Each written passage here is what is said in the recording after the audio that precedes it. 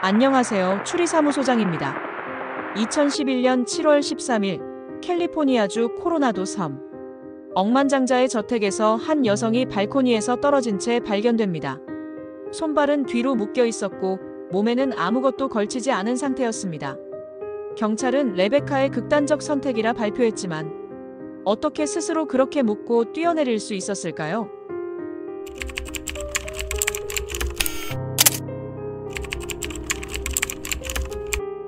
메리와 레베카는 미얀마에서 온 이민자 자매입니다.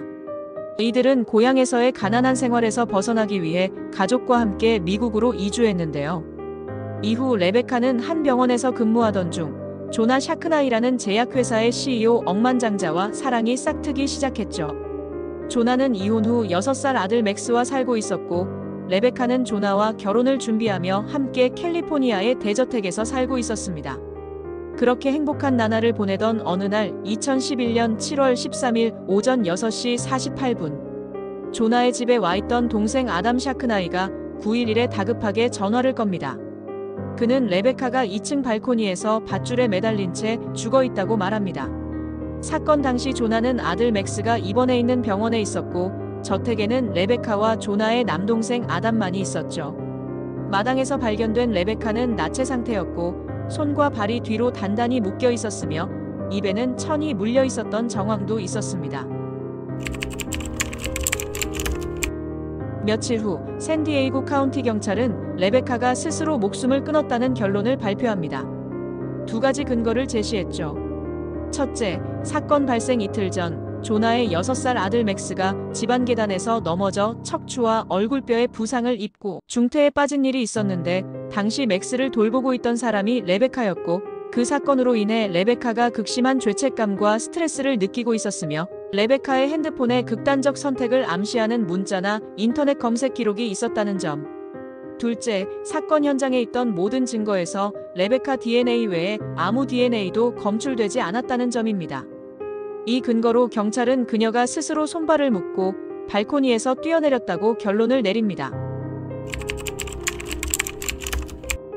하지만 전문가들과 유가족은 이 결론에 강하게 반발했는데요. 손과 발이 뒤로 묶인 상태에서 스스로 밧줄을 걸고 발코니에서 뛰어내린다는 것이 물리적으로 가능한 일일까요? 시신의 머리와 다리에서 여러 군데 타박상이 발견되었고 입에 천이 물려있던 흔적이나 몸의 상처도 자해보다 타격에 가까웠다는 분석이 있습니다. 그리고 침실 문에는 페인트로 이상한 문구가 적혀 있었는데요. She saved him. Can you save her? 그녀는 그를 살렸다. 당신은 그녀를 구할 수 있는가? 이 문구는 대체 누구를 향한 것일까요? 또 레베카의 손과 발을 묶은 밧줄 매듭은 해양 작업에 사용되는 전문적인 매듭 방식으로 밝혀졌는데요. 이런 기술을 병원에서 일하던 그녀가 알았을까요? 2013년 사건이 이미 종결된 탓에 형사재판은 할 수 없었지만 레베카의 가족은 레베카의 사망 책임이 조나의 동생 아담 샤크나이에 있다며 $10,000,000의 민사소송을 제기합니다.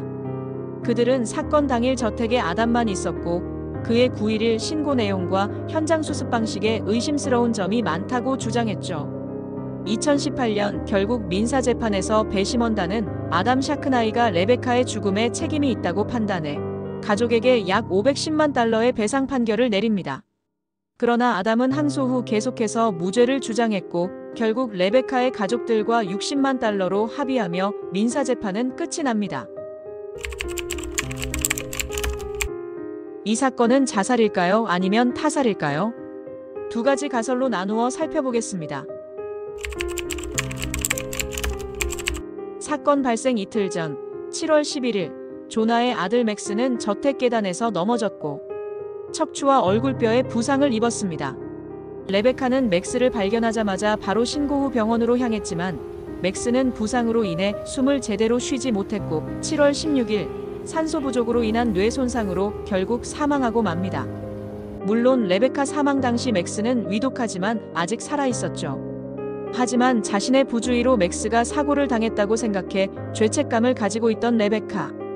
이런 레베카가 맥스의 사고를 자신의 책임으로 돌리고 극심한 죄책감에 시달리다가 극단적 선택을 한 것으로 보는 것이 경찰의 입장입니다. 문에 페인트로 적힌 She saved him. Can you save her? 이는 레베카 자신이 맥스를 구했듯이 누군가 자신도 살릴 수 있는지에 대한 반문일까요? 가족들은 벽의 문구가 레베카의 글씨체와 일치하지 않으며 레베카의 전 남편은 레베카가 그런 문구를 썼을 법하지 않다고 이야기했습니다. 극단적 선택이라고 하기엔 혼자 손발을 뒤로 묶는다는 것이 조금 독특한 방식이긴 한데요. 하지만 혼자서 손발을 뒤로 묶는 것이 가능하다는 것이 경찰 실험을 통해 입증되었습니다. 하지만 레베카의 언니 메리는 로프매듭 재현 영상이 실제 상황과 다르다며 수사 당국이 전체 상황을 제대로 재현하지 않았다고 주장했고요. 앞서 경찰은 사건 현장에 남은 모든 증거에서 레베카 외에 다른 지문이 전혀 검출되지 않았다고 했습니다. 그렇기에 타살일 수 없다고 발표한 것이죠. 하지만 메리는 경찰이 남성의 지문을 발견하고도 제대로 조사하지 않았다고 비판했는데요. 심지어 사건 현장에서 건조기 섬유 시트가 발견되었는데 경찰이 이를 수집하지 않았고 건조기 섬유 시트가 지문 제거에 쓰인다고 주장했습니다. 레베카의 손발에 묶인 매듭은 일반적인 매듭이 아니었는데요. 이는 선원들이 사용하는 매듭법이라는 것이 밝혀졌습니다. 그리고 유력한 용의자인 아담은 선원이었죠. 레베카의 언니 메리는 수사 결과에 납득하지 못하고 레베카의 시신을 재부검했는데요. 재부검 결과 레베카의 두개골에서 작은 둔기로 맞은 듯한 흔적을 발견했고 검시관은 레베카의 목에 난 골절이 교살에 의한 것이라고 보는 것이 더 정확할 것이라고 증언했습니다. 그리고 시신을 처음 발견할 당시 입에 천을 물고 있던 흔적도 수상한 부분 중 하나죠. 가족들의 변호사는 레베카가 죽기 전 성폭행을 당했다는 흔적이 있었다는 조서를 발견했다고 주장했습니다. 레베카를 처음 발견한 조나의 동생 아담. 선원인 그는 레베카를 발견하자마자 목에 감긴 밧줄을 칼로 자르고 필사적으로 CPR을 했다고 진술했는데요. 하지만 경찰은 사건이 발생한 장소에서 레베카의 DNA 외에 다른 DNA가 검출되지 않았다고 밝혔고요. 어떻게 현장을 처음 발견한 아담의 DNA가 모든 증거에서 하나도 검출되지 않았을까요? 누군가 증거를 인멸한 걸까요? 아니면 아담이 레베카를 살리려는 노력을 하지 않았던 것일까요? 아담은 당시 용의자로서 거짓말 탐지 검사를 받았지만 결국 무죄로 판정되었습니다. 시신의 외상이 추락하면서 부딪힌 상처일 수도 있지 않을까요? 처음 레베카를 부검했던 검시관은 그녀가 떨어지면서 발코니에 머리를 부딪혔을 수 있다고 밝혔습니다. 하지만 이에 다른 법의학자는 난간에 부딪혀 머리를 4번이나 칠 가능성은 거의 없다며 의구심을 나타냈죠. 어느 쪽이 진실일까요? 레베카의 극단적 선택이라기엔 석연치 않은 정황이 너무 많고 타살이라기엔 결정적인 증거가 부족합니다.